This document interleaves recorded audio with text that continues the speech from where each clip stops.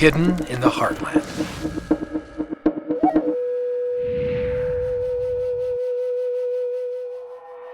Well, good morning and happy New Year there, Mark. It's at the time of this recording, it's actually not even Christmas yet, but at the time that you guys are going to see this, it'll be a happy New Year. So how was your Christmas, Mark? Was it amazing? hmm Oh yeah, Okay, amazing. the best Christmas I've ever experienced. It's amazing because we can predict the future because Yeah, right now it's not even Christmas hasn't even happened yet, and we're just like telling you that Christmas was awesome. So yeah, and yours will be too. it will be. I mean, it was. So Yours was too. yours, Yes. mine was too. It was amazing. So it And came and it everybody went. listening, like and share. That's right.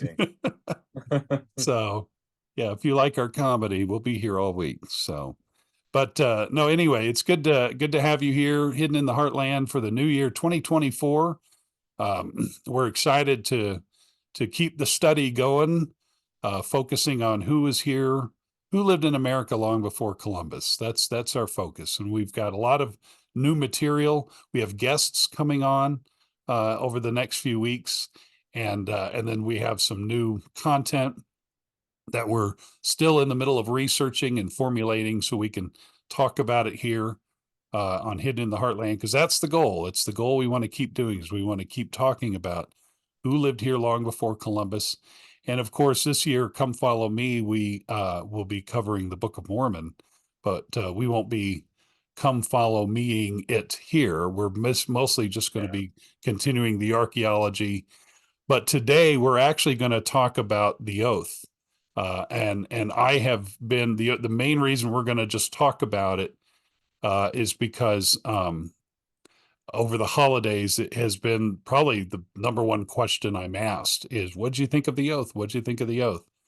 And the honest truth is, I wasn't really going to go see the oath, not because I had any issue with it, but mostly just I've been busy. There's just been a lot going on, and so, but I decided, my wife and I decided to go see the oath, and so I have some notes that I kind of wanted to go into to talk about the oath. And so uh, before we go into the oath, I want to talk a little bit about filmmaking in the church, because I think that might be a good preface before I go into the oath, is to talk about this. Now, I've been in the business for over 30 years. I know that makes me sound old, but there's people who've been in it longer than me, obviously. But I've been in it since, I think, my first paid job in film was about 1990, and that's when I was still in college at BYU. And from there, I've worked hard to try to make films and try to understand the interesting dichotomy of faith and film, because sometimes they're they're tough. It's very difficult. It's very hard to make good films. And by the way, I'm fighting a cold, so I may cough a couple of times, so forgive me. Um, and so I've tried really hard, as I've stayed a faithful member of the church, to be able to produce content that's maybe not always LDS content, because in the 90s there was no LDS, real, like, commercial LDS content. That really didn't start till about 2000, with the advent of God's Army, when God's Army had come out. And that was sort of the first time that we saw members of the church in a positive light on the big screen. And that was like a big deal for us filmmakers. And we all went, "Oh, I've got a story, and I've got a story." And I remember when I went on this wagon train reenactment in 1997. I don't know if you guys remember that, but there was a big That was ses- the like 175th, or what was it? The 100 it was a 100 special 150th sesquicentennial. 150th. Yeah. Yeah. Yeah, say that 10 times real fast. Sesquicentennial. That's but anyway, we had a real fun time where we followed them. They went from Omaha, Nebraska, all the way to They went all the way to Salt Lake, and it was an amazing journey. And I filmed it. I carried a camera for 13 weeks and followed them while they pushed hand carts and um, road wagons. My dog's here. That's why if you see the bump come and you might hear a few whinings, it's my puppy. Um, and so it was an amazing experience. And I remember thinking that the stories of the handcart pioneers would be amazing movie material. And so from that, I decided to write a film called Handcart, and I ended up not writing it. I ended up hiring somebody to write it, and so whoops, and I had raised some money, and we got a story together, and so 20 years ago, I made this film called Handcart, and we released it in theaters, and it was not easy. It was a tough experience. And when I did it, there was already several LDS movies that had already come out before then. There was God's Army, there was Brigham City, there was Singles Ward, and I think the RM had already come out, and my film was right behind that. And and so the system was already kind of in place to produce a film and put it in the theaters and to be able to make a profit, because you've got to be able to make a profit on these things, as much as story you want to tell. And what I struggled with when I released the film was being able to get the support from the members of the church. And that was probably, the members have a tendency to be some of their own worst critics when it comes to films about themselves, because they're very cautious. Uh, and and also sometimes they have a tendency to produce things that are standards over substance. They would rather have everybody look and feel like a member, like Mormons, and rather than tell a good story. Like it would be, oh well, she's not wearing garment worthy clothes, or whatever, whatever the complaint would be, rather than let's just tell a good story, and not worry about all these details. So when I released Handcart, I remember I was getting ready to open in the theaters, and somebody wrote an article about my film in a newspaper, and there's a picture of the lead actor carrying the lead actress across the Sweetwater River, and you can see, them in action. And I got a phone call from some lady who called and said she saw the picture. Movie hadn't even come out yet, and she saw the picture and she complained that the costume was not totally period. She said, "Oh, you could see the boot. You could see the boot on the actress." And she says that boot is 1865 or something, not 1856. So, this is going to be a terrible movie. She was already, set up for that. So there's no support coming from her. You should have called me in to be your costume designer or something. She just railed in me for like 30 minutes. And I remember walking away from that thinking, well, that's obviously just one person's opinion, but sometimes as saints, we have a tendency to expect perfection out of everybody, and we don't really support a lot of the filmmakers, and thus, right now, LDS cinema struggles. It really struggles. That the faith-based films are killing it right now. We're letting the evangelicals make films better than us. They have the money, obviously they have the numbers, they have a lot more people. The Chosen has been amazing, and The Chosen has had an LDS hand in it, obviously, which is wonderful. And I think personally, I think The Chosen has been some of the best content, as far as religious content, in a long Oh time. yeah, yeah, You definitely. know, before, I'm actually glad that we're not as involved. yeah, I think it's really good. And that sounds awful of me, doesn't it? yeah, it's But like terrible. How dare you, Mark? Don't you know that but we I have mean the gift I of we the church loaned them the set that they have of Jerusalem, but like I really like The Chosen, and I'm Yeah. glad that we're not, we're not involved in that way. I I think think it's I really think great. what happens is there's and this is why it's leading into talking about the oath, because I think one of the challenges that filmmaking in general has, and I'm going to do this by personal testimony, especially while making Handcart, because I personally don't consider Handcart one of my best films. You can see it on this channel. If you're on this channel and you scroll back, I posted Handcart for people to see. And I don't consider it one of my, I watch it and I kind of cringe at some of the moments because I thought, oh, I could have done this better. And it was 20 years ago. And, and it was one of those moments where I realized I was learning, but there was a lot of offense kind of that was, people kind of felt a little offended because they were sort of like, that's sort of a sacred moment in church history. But I tried my best to make it a sacred moment. And I think I did as good as I could do. And we did have a very limited budget, and we also put it in a bunch of theaters. But I never went around saying that it was an epic or anything like that. It was just a simple story. And then 5 years later, or so, 6 years later, TC went and did 17 Miracles.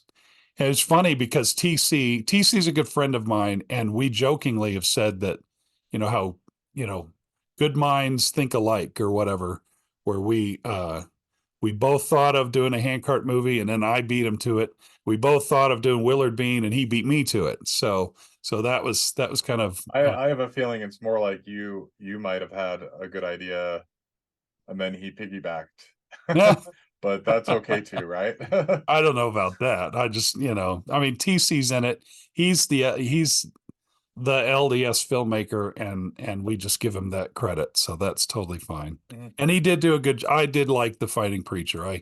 My script, in my personal opinion, was better, but he made a nice film. And I so, I like it. I he visited with me in Palmyra in my store, and I started talking to him about Willard Bean, and it seemed like he didn't care. And I was like, "You're currently making a movie about Willard Bean. Wouldn't you like to know as much as possible about him?" And yeah, so that kind of rubbed me the wrong way. But he asked me some locations for things. Um, but like I guess you're always going to be disappointed when you study someone and you know them well, like historically you know them well, yeah, and then you see something and you're like, oh, like we're boiling this down to pies or whatever. um, yeah. so I guess at any given point you can be disappointed and something. So Yeah. Well, and so that's that. I just wanted to preface as we get into the oath. I wanted to preface the my personal review in saying that making LDS film is very difficult. You have to have support. We're not in the game of being able to go up on the stand at church, and every bishop tell everybody, "Hey, you got to go see Handcart." We don't have that like the Kendrick brothers. The Kendrick brothers made Fireproof, Facing the Giants, Courageous. You know, they get, because their faith operates differently, obviously, as far as operations.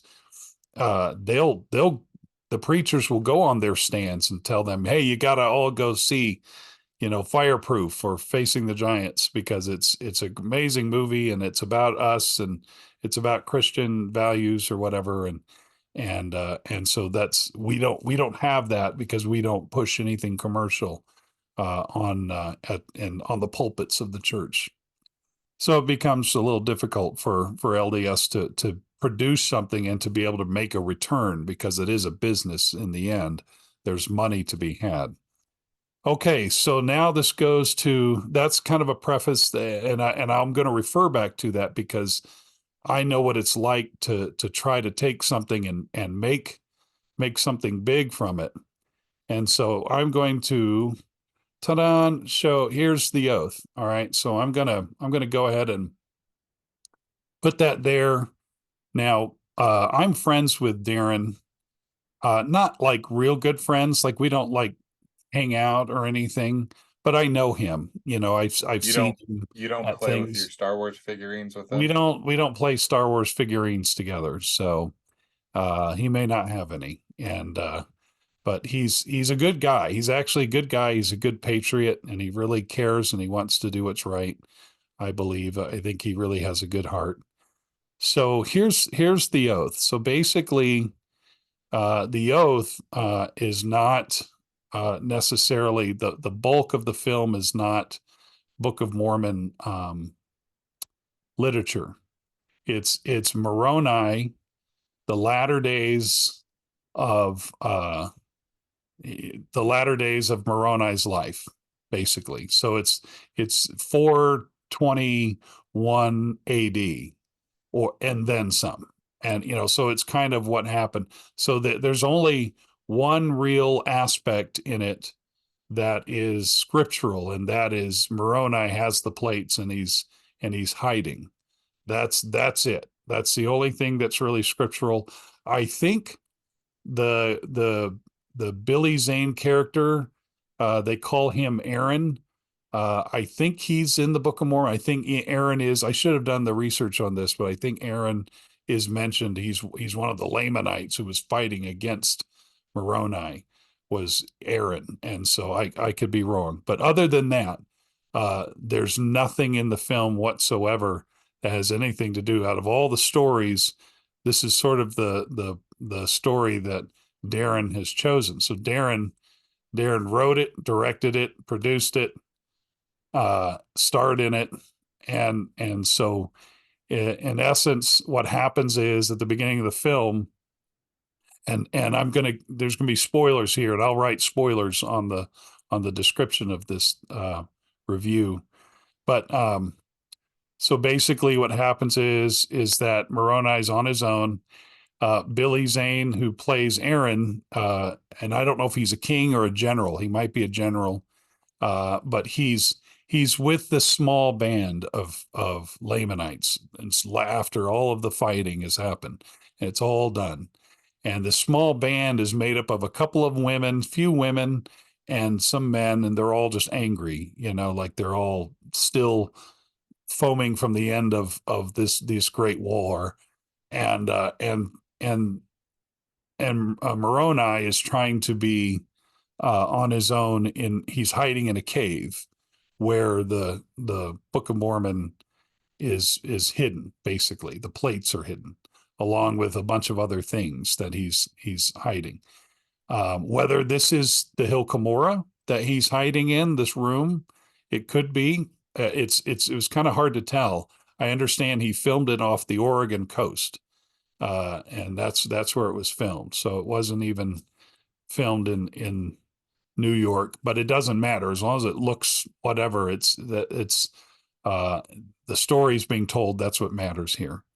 And so he's on his own, and then one of the Lamanite girls who's abused by Aaron runs off. She somehow runs away from the group, and as she's running away, she runs into Moroni, and I'm giving the real abbreviated version here. She runs into Moroni, and she they're communicate with each other. Supposedly, she speaks a different language, and they try to communicate. And then they he tries to build her trust that he's not there to hurt her, and that he's a God fearing man. And so she continues to hang out with him. Some weird kind of things happen back and forth, and then she eventually, I guess, falls in love with him. And so through time, and so every once in a while you go back to Aaron and his band, and they're just kind of like, we're gonna go find, where did she go? We got to go find her. And then we go back to Moroni with her, and that's where 80% of the movie is it's pretty much them getting to know each other, and then eventually they fall in love, and then they make this kind of oath commitment with each other where they are married, so to speak. And because there's no preacher there, it's kind of like they've done their own, wedding ceremony. They've done their own committing. So, I mean, I think that's, obviously there's no priest there to marry them or whatever. And so they just do what they do and then they become married. And then, um, as she gets to know Nephite history, she tells her side of the story, he tells his side of the story, and he, I think, eventually convinces her of the Nephi side of the story, and then they're married, and then she's pregnant, and so she's having a baby, and so now that she's pregnant, finally, by the time she's pregnant, the Lamanites, her sister, who's kind of a rough woman, seeks and actually finds her pregnant, hanging out with Moroni at a distance. And so when that happens, she goes back, tells the other guys, they all come, and then they have this battle. And there's only one battle in the film, and that's the battle. And so they have this battle, and and it doesn't end well. Let's just say that. And so I mean, he kills all of them off, but for some reason Moroni dies at the end. I think he dies. I don't know. It's hard to tell because that's the way it kind of ended, and that's the story. So that's the essence of the story. I know there's a lot of details that I've probably left out, and but so there's the story. And so the question is, does the film work? And the parts that were good in the film, in my opinion, first off, the camera work was actually not bad. There was some good camera work. There's a lot of great drone shots, of the area. Um, there wasn't much for art department. And I understand this is the end of the Nephite battles. I get it. I totally get it. But there's very little like setting. You're in the woods pretty much all the time.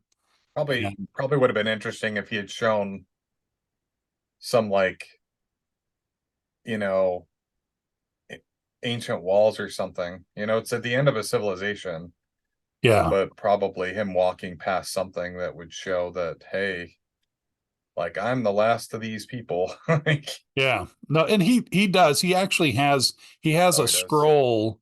He has the scroll that has the history of his people from Lehi to him. So he does, there is some scroll that he shows, and he's telling her the story of, here's Laman and Lemuel, and here's this, and here's that, and here's Captain Moroni. So he does kind of go into a little bit of, he gives her pretty much the first discussion, I guess, if you want to put it, but an extended discussion on the book, what is that record that he's carrying that's made of gold? And so there is, and then he is in a cave. That's where he spends a lot of his time, is in this cave, which we don't know. Like I said, that could have been this hole in the hill Cumorah that where all the other plates were. So there's a lot of speculation that I don't really know. Um, anyway, so that's the gist of the story. So like I said, the camera work's not bad. The music is probably the best part of the film. Is the music. It actually had really good music, but the problem with the music, and I'll go into the problems in a minute. And then there's one fight scene, and in the whole film, it's only one fight scene. The problem is in the marketing of the film, it feels like there's all these fight scenes when really there's only one. And I obviously that was a budgetary probably decision, to make. Um, and the challenges with this film, there was a lot of them, and I don't, and I say this with respect to Darin and his ability to go out and to raise money and to make this film. But this was a very problematic movie. It was a lot of problems with it. and it was challenging. And like I say that with respect because I've been there. I've made stuff that isn't the best, and people have said, well, if you would have spent a little more time doing this and that. So what I'm about to go into is probably will be a little difficult, but I think it's the obvious. I think it's pretty much the obvious. One of the first mistakes is detracting from the scripture storyline. Um, for some viewers, this is going to be the one and only time that they're going to even hear or see anything from the Book of Mormon. And for this to be it was a big mistake, in my opinion. There's so many storylines in the Book of Mormon that you could have just picked one and done that storyline with a little bit of a little bit of artistic license. It's like when you see The Chosen, for example, with The Chosen, they took the scripture basically, and Jesus had to go from here to here, from one verse to the next verse. And as long as he goes from here to here, everything in the middle isn't as important as long as, the commandments are followed and everything's fine. He can say what he wants. He can eat what he wants. He can tell some jokes if he wants. But as long as he gets from here to here, that's important. And that's how I think The Chosen is done. And it makes it more human for us to understand. This was a story that was like, it was a who knows, what if Moroni did this kind of story. It wasn't like that there was anything redeeming as far as um, telling the story of the Book of Mormon. There wasn't, or even just a piece of the one little piece of the Book of Mormon. It was very, like, it was an odd choice. It was a very odd choice. So to me, it was the wrong choice. It should have been focused on maybe a last battle or maybe something else. I don't know, but it just seemed like it was such an odd choice. First off, the other thing is the timeline of this film was off, and I'll give you an example. Okay, so I love to give a Star Wars example. So when in who remembers Revenge of the Sith? Okay, for you nerdies out there, in Revenge of the Sith, which is episode 3, and that's the series 1, 2, and 3 are my least favorite. Actually, 7, 8, and 9 are pretty bad too. But anyway, but it's episode 3. Padme, who's the mother of Luke and Leia, at the beginning she's pregnant, and at the end she gives birth. And yet it seemed like it went by so fast, like it was only a matter of days and weeks, and she gave birth. And so timeline was off, in my opinion. If 9 months was the time that you carry a baby, so this was very similar, where according to the text, when they would move the story along, I think if I remember right, it was only 4 weeks from the time this Lamanite woman left the Lamanite group and ran into Moroni, converted, falls in love, marries Moroni, and is pregnant and is showing in 4 weeks. And so that's a little fast, in my opinion. Now, it could have been longer, and there could have been some other time in there, but it really didn't seem like the time line fit very well as far as the advancement of the story. So that's one of my other concerns, is it was very quick to go from being a Lamanite woman to all of a sudden being in love, getting pregnant, and so forth. Um,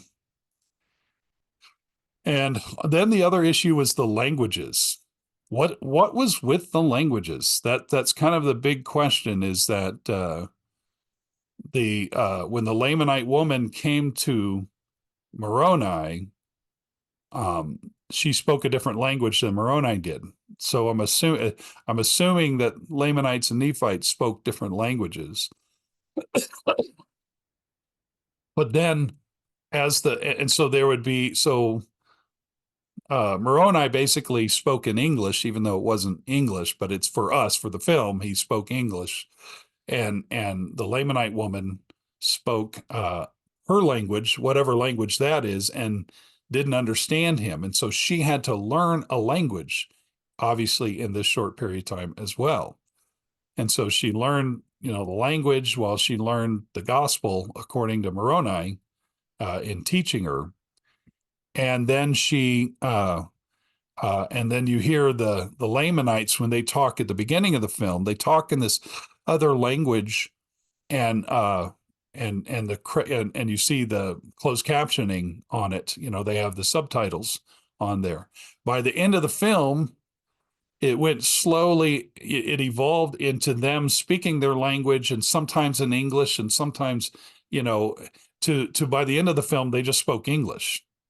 Like uh, there was no, what do you say? What's the word? There was no solvency to the language. It was stick to one language or stick to the other, or we all just speak English and for the sake of the film. But it was really broken. It was really disjointed. There wasn't unity in they speak this language and he speaks another language, and we just stick to that. So it really kind of broke up all through the film. And along with that comes Billy Zane's accent. And I think that was also a part of one of the things that made it kind of almost comedical or comical, I should say, was Billy Zane all of a sudden, as he got to the end, started having this Irish accent to where he almost sounded like a pirate, and or something. And so his accent was way just evolved throughout the film and was not uniform. So that was a little disjointed as well. The editing was very disjointed. There were a lot of scenes where, uh, you know, when there's walking, and then there's a certain standard elements of editing that were a little off, that seemed a little rough. And then there was always dream sequences, constant dream sequences that we didn't know what was going on. In fact, I think at least two times, if not three times in the film, that we kept alluding to this black dog that came slow motion, was walking towards the camera. And it was like, who's the dog? What was the dog? We don't even know who the dog, what was with the dog. It's And important though. so, what's that? It means something. It's important. Yeah, it Don't obviously meant question. something, but Don't question the black dog. Don't, yeah, it never got I know there's a Led Zeppelin song called Black Dog, but I don't think that had anything to do with that. So that's just my theory. Um, Plus, there's again one fight scene. There's only one fight scene in it, which was fine, and actually some of it was pretty decent. But there was a lot of you could tell this was probably a different cut of the film, because a lot of the contact of the swords were kind of cut out. Like you didn't see, a lot of stuff was kind of missing. There's a lot of technical disjointedness with some of the editing.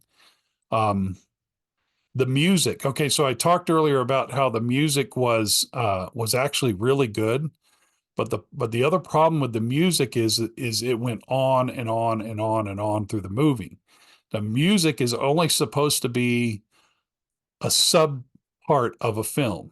Like it's there to invoke a feeling, not force a feeling.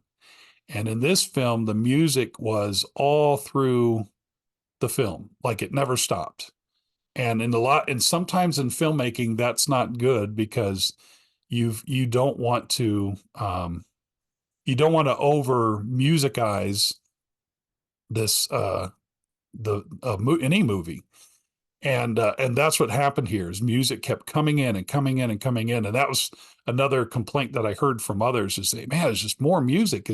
Can we have a break from the music that invokes a feeling, and let's focus on just the story that's happening here? So there's a lot of music. It was almost overdone. So then the other thing that I was very concerned about was there was a lot of explaining at the beginning and at the end of the film. Darin shows up at the beginning of the film, does his welcome to the showing of the oath, at the beginning, sort of like Tom Cruise did at the beginning of Top Gun, the sequel, or whatever. And then at the end, he has a lot of explanations of things, and it really kind of felt like a lot of patchwork was being done at the end. It wasn't just, again, focused on the story. It was focused on, uh, you know, a lot of explanations after the film. Um, then I'm going to go into this scene. Okay. So this is a scene. So there's a scene where the Lamanite woman is killed. So again, I'm giving away the ending here. So the Lamanite woman is killed because she, uh, you know, gave seed this this Nephite Moroni, and so they killed her, and you see him, you know, Darin kind of struggles with some of, he has some good acting chops, but I think during those high moments he really struggled to really show that he was sad, and it was very Braveheartish, but almost artificially Braveheartish, like it was, oh, freedom or whatever, and just being Yeah. mad. And so he takes his wife in to get ready to bury her, and you see him holding the hand of this child, whether the child baby was cut out of the mother, or whether, how that happened, because she was all bloodied, but you didn't see her. And I'm assuming that that was probably a scene that was cut, because I know that an earlier cut of the film was not like people didn't like it. They were saying it was too much. It was too Hollywood or whatever. And so I'm assuming that there might have been some cutting that went on to sort of smooth over this bloody moment. And so the wife is all bloody, but you only see like her feet. You only see her dangling, and you see his reaction to it. And then in a somber moment when he's preparing her to bury her, you see him holding this little finger up, and it was the finger of, or the little hand of the baby that's inside, and it's all red and bloody.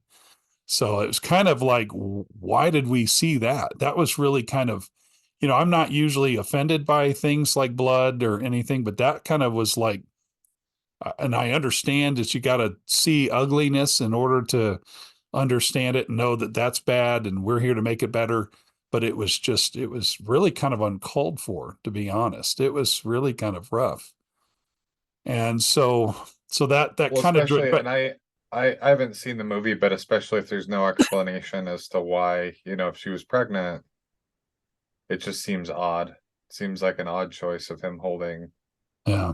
the baby's hand. Like, it's bad enough that she was killed and was pregnant, but now you've got the situation that who knows. It's just kind of, Yeah, it just kind of took it to another level.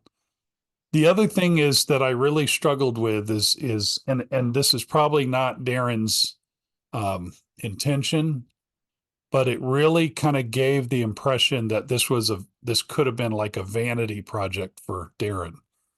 And I mean that again with respect, because I like Darin, and he's a nice guy, and I know he wants to do what's right. But I also know that when you get in a position where you are directing a film, egos can easily fly.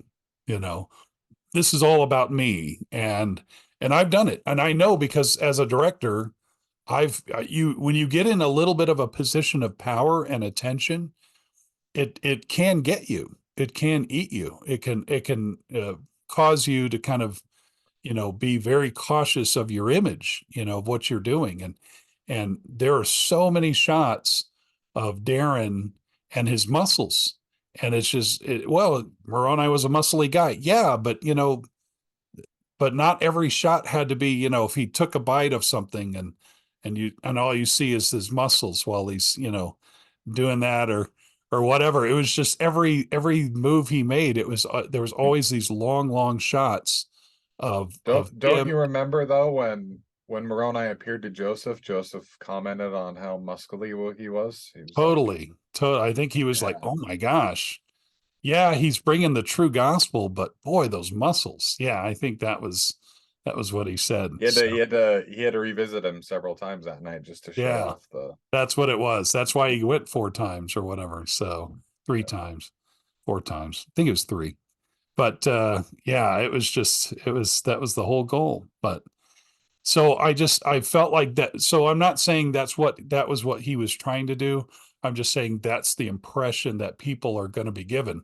When you read other reviews, that's probably one of the things that's one of the things that I read a lot of is people saying, oh, this is a vanity project with Darin. And Darin was known as Darin Southam, and now he's known as Darin Scott right before this movie comes out. And so I you actually can't help. remember he came into my shop, I remember Did he? um years ago, and he bought a little bit of Heartland material. Yeah. It was interesting. But yeah, and he looked at the artifacts, but Yeah. yeah, So that's I'm interested to watch it at some point. I don't think I'll be going to the movie theater, but maybe I'll see it. I don't know where they're planning on releasing it after, since Yeah, I don't know the blockbusters aren't around streaming anymore. schedule. At one point, I heard it wasn't till March that the streaming was going to happen, but So you think he's gonna try to do Amazon or something like that, or I don't know. probably. We'll see. I mean, I'm sure he will go with wherever the widest, and that's actually a good segue, Mark, is to kind of talk about where, the distribution is a little rough. They actually put it in 640 theaters, which is amazing, but that's not always the best thing to do, especially with an independent movie like this. In my opinion, it was a little over the top to put it in that many screens. He probably should have started in like 10 theaters or 20 and then grow from there. Because when you have a movie in the theater, movie always opens on a Friday and it always closes on a Thursday. And Friday, Saturday, and Sunday are your high days. And by Monday, each theater makes a decision: do we keep it or do we lose it? And if it doesn't make a certain amount, then it leaves the theater. And if you put it in too many theaters with what limited budget you're given, then it's going to leave the theater fast. It's going to stay 1 week and it's going to be gone. And the numbers so far for the Oath aren't showing a very good per theater average. I'm sure there's some theaters that are doing really well, like mostly in Utah, but I think in a lot of other places, I think it. I don't know if it'll last another week or not. And at this point in time, it's already at the end of its run, its first week of run, and during this review, as we're talking today. The other thing is he kind of promoted the film as an epic and the 13 years in the making. And those are things that usually I wouldn't have really necessarily pushed that dialogue, even though I think he's proud of all the time that he's put into this. And I totally can understand that. But when you're trying to show a movie to somebody who knows nothing about the film, which is your goal is to hit them, not just your believers who are supporting you, but also the people who know nothing about the film. And they see one image and they're like, I want to go see that. They go to the theater. They know nothing about what you're doing. And they're just there to escape and enjoy a good film. And I think that's the struggle is being able to achieve that. Um, and I'm also amazed at, as I look at the reviews of it, uh, there are people who either love the film or they either despise the film. It's really fascinating to see that kind of distance. And I really hope that people understand that this is not. I'm going to stop sharing that. There we go. That this is not a slam necessarily on the Oath or Darin, because he's, like I said, he's a good guy. I think he has a good heart. I think the execution really struggled. And I really think that it's important to remember that it really comes down to a good story if you're going to win people over. You can put all the substance in it all you want, but if you're not telling a good story with a good beginning, middle, and end, and then if you learn something, that's the bonus. If you change your heart, that's the bonus. But otherwise, telling the story and getting the audience engaged is what's important. And if you don't have those technical elements lined up to be able to tell that story, all of the faith and all of the truisms of the story won't matter a hill of beans, because it's got to be able to, it's got to work. And that's sort of my take on it. But anyway, so that's my review, I think, on The Oath.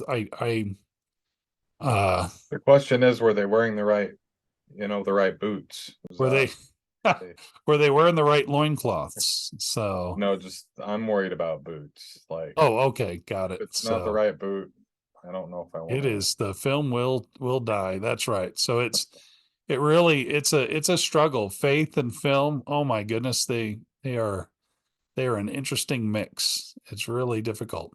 If you were to have a certain amount of money, and that's how you judge what kind of story you're going to make, is by how much money you have. And if you have, when I made Handcart, I can reveal this. I made Handcart for $300,000. And that's 20, obviously it was 20 years ago. So there's a little inflation that has changed it.